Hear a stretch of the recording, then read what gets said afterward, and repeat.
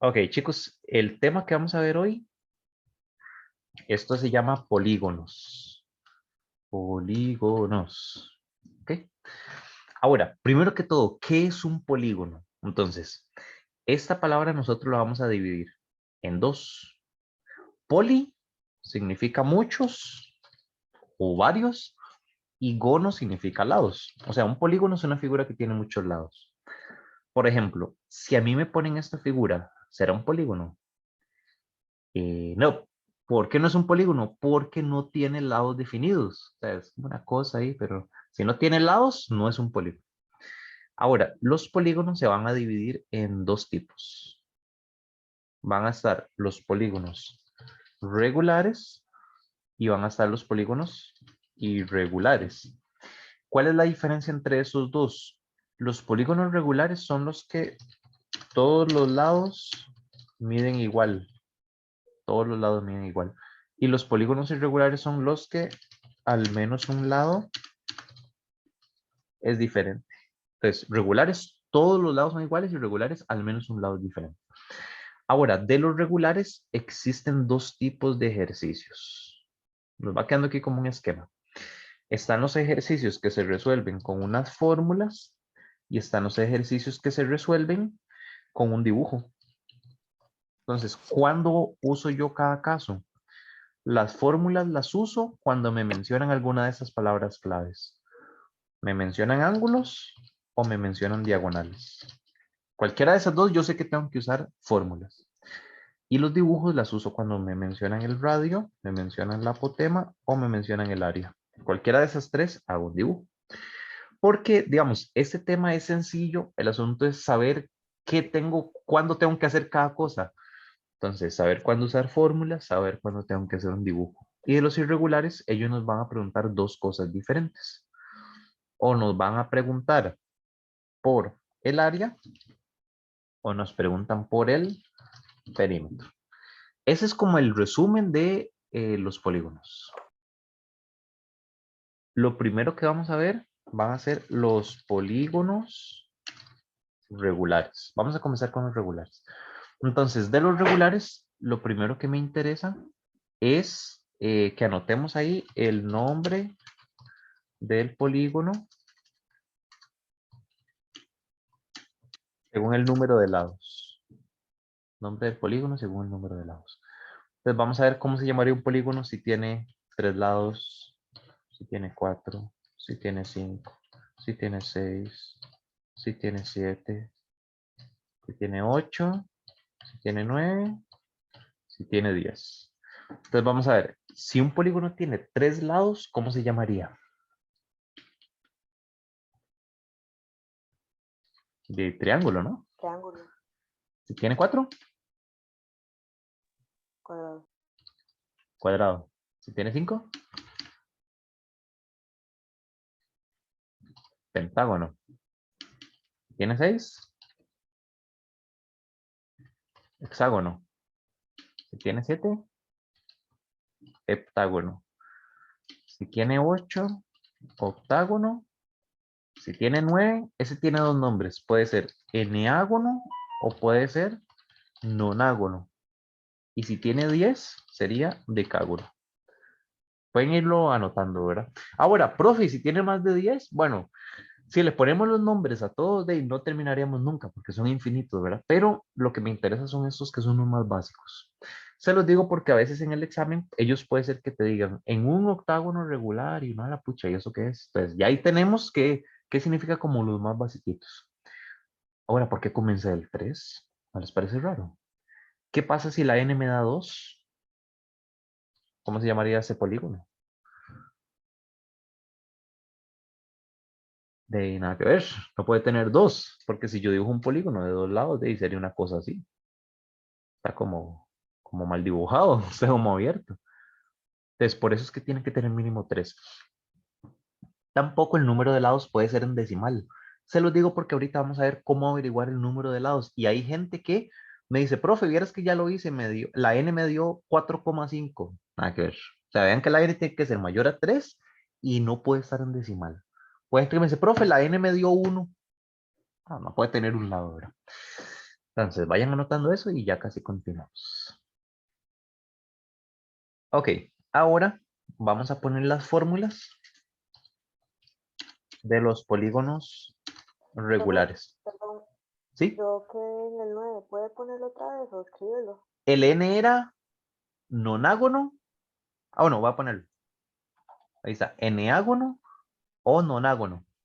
Dame un momentito, yo los estoy terminando de copiar también. Ok.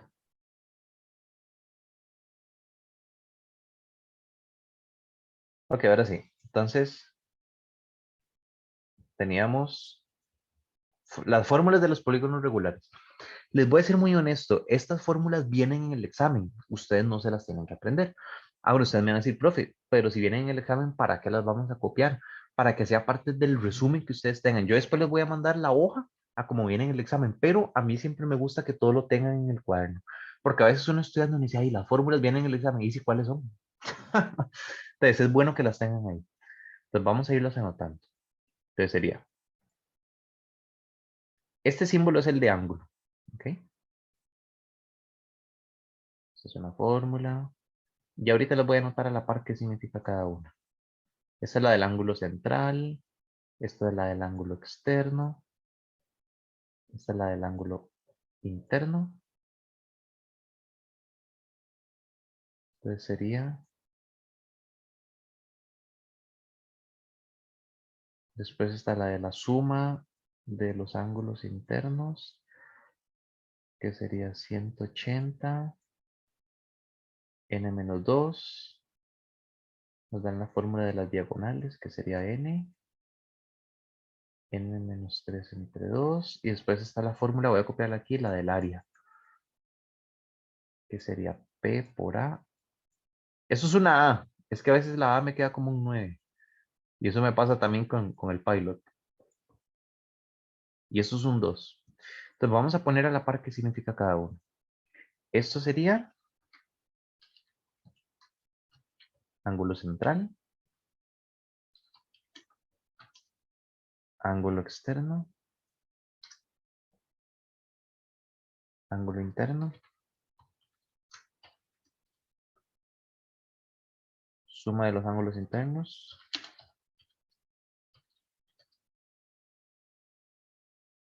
esos son diagonales, en total. Y esto es área, esto va a ser perímetro y apotema. Esas son básicamente las fórmulas que vienen en el examen. Ok, chicos, entonces ahora vamos a poner problemas con polígonos regulares. Problemas con polígonos regulares. Vamos a poner el primero, ejemplo 1. Yo lo voy a escribir y ahí ustedes lo van escribiendo en el cuaderno. Entonces, ese ejemplo dice, ¿cuánto mide el ángulo interno de un octágono regular? ¿Cuánto mide el ángulo interno de un octágono regular? Entonces, primero que todo, nos vamos a ir al esquema que copiamos al principio. Entonces, están los polígonos, están los regulares y están los irregulares. De los regulares, yo sé que estamos en la parte de los regulares porque vean que aquí me están diciendo la palabra clave. Vean la palabra clave aquí. Regular. Entonces, ya yo sé que estamos en regulares. Ahora, ¿tendré que usar las fórmulas o tendría que hacer el dibujo? En este caso serían las fórmulas. ¿Y por qué? Porque hay otra palabra clave, ángulo. Y en el esquema decía, cuando me mencionan ángulos o cuando me mencionan diagonales, vamos a usar las fórmulas. Entonces ya con eso, yo me ubico en el tema. Porque eso pasa mucho en mate, que no es que sea difícil lo que hay que hacer, sino que a veces uno dice, puche, ¿en qué tema estamos? ¿O cómo hago yo para saber qué es lo que tengo que hacer? Entonces vean que hay palabras claves. Yo sé que tengo que usar las fórmulas. Entonces nos vamos a ir a las fórmulas y ¿cuál de todas las fórmulas es la que vamos a usar? En este caso dice ángulo interno. Entonces vamos a copiar, buscar en las fórmulas y a copiar la fórmula del ángulo interno. Hay gente que la copia así.